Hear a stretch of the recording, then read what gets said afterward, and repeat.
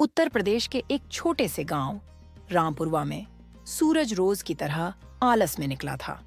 चाय की दुकान पर लोग पहले से जुटे थे।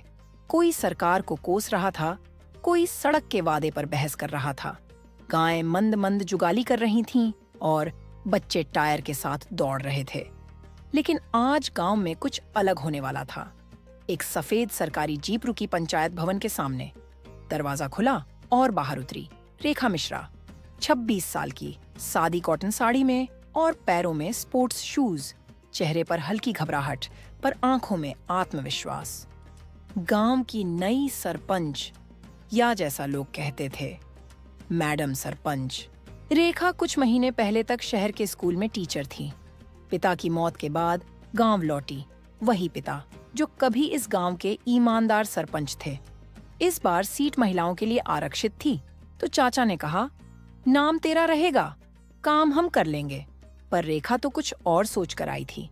पंचायत दफ्तर में बैठे थे रमेश जी, 20 साल से सचिव, जिन्हें लगता था कि उनके बिना कोई सरपंच टिक ही नहीं सकता। रमेश हंसते हुए, नमस्ते मैडम सरपंच, यहाँ का काम बड़ा पेचीदा है। फॉर्म भरने से ज्यादा लोगों को खुश करना मुश्किल होता है। रेखा शांत लेकिन दृढ़, मैं यहाँ सबको खुश करने नहीं, काम करने आई हूँ रमेश जी। रमेश मुस्कुराए। उन्हें अंदाजा हो गया, ये वाली सरपंच बाकी सबसे अलग है। एक हफ्ते में ही रेखा को असली गांव दिख गया। हैंडपंप खराब, स्कूल का चावल गायब और आंगनवाड़ी ताला बंद। उसने बुलाया ग्राम सभा। पुराने बरगद के नीचे गांव के सब लोग इकट्ठा हुए।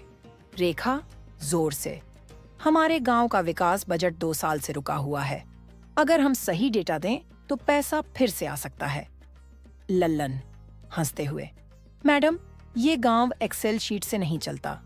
यहाँ लोग चुनाव के बाद चाय पिलाने तक में पैसा देखते हैं। रेखा मुस्कुराते हुए, ठीक है, तो चाय पर ही बात करते हैं, पर चर्चा भी होगी। धीरे धीरे रेखा ने लोगों का भरोसा जीतना शुरू किया। हर हफ्ते नोटिस बोर्ड पर एक नया अपडेट। हैंडपंप नंबर 3 ठीक हुआ। नई आंगनवाड़ी सहायिका नियुक्त। गांव में चर्चा होने लगी, अरे ये मैडम तो सच में कुछ कर रही है। लेकिन जब कोई आगे बढ़ता है तो कुछ लोग पीछे से पैर खींचते ही हैं। अगली मुसीबत आई टॉयलेट प्रोजेक्ट के रूप में। रेखा चाहती थी हर घर में शौचालय बने और सब रिकॉर्ड पारदर्शी हों।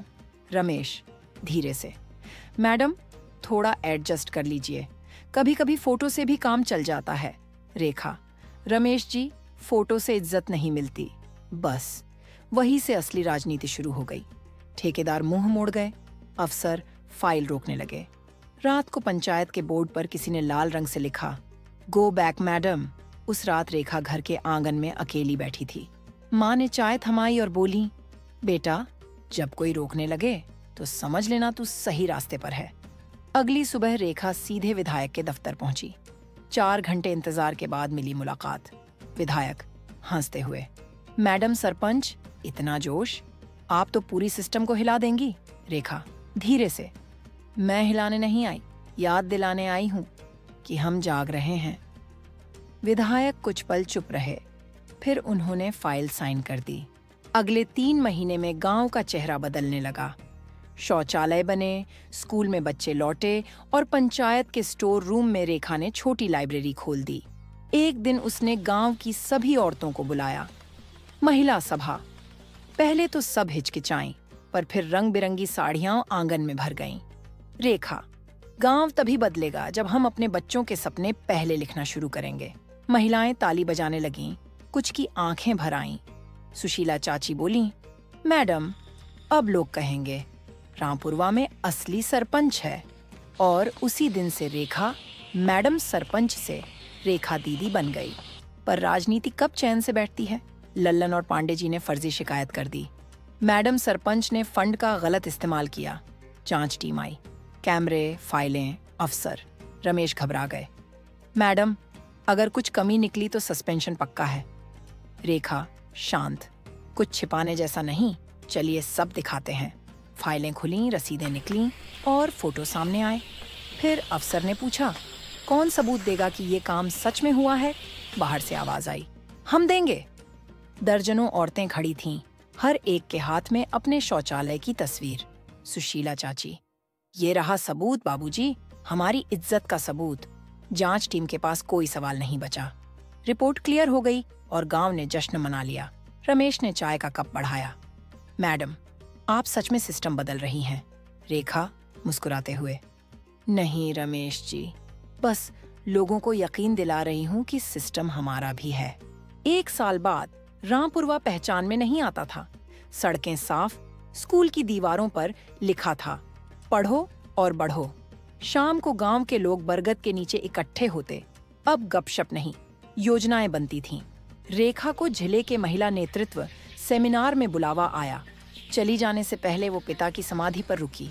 रेखा धीरे से, पापा, आपका काम अधूरा नहीं रहा, मैंने बस थोड़ा आगे बढ़ा दिया। जीप चली, बच्चे पीछे दौड़े। मैडम सरपंच की जय। चाय की दुकान पर लल्लन बोला, अब तो सच में लगता है गांव बदल गया। रमेश मुस्कुराया, सिस्टम नहीं, सोच बदली है। कुछ महीने बाद अखबार के एक कोने में छोटी सी खबर छपी, यूपी का एक भूला हुआ गांव अब बना मॉडल पंचायत। कोई हेडलाइन नहीं, कोई अवार्ड नहीं, बस सच्चा बदलाव। रेखा के लिए वही काफी था, क्योंकि जहां लोग सत्ता खोजते हैं वो वहां उद्देश्य ढूंढ रही थी। कभी कभी असली जीत यही होती है जब कोई मैडम सरपंच बनकर पूरे गांव को हम में बदल देती है।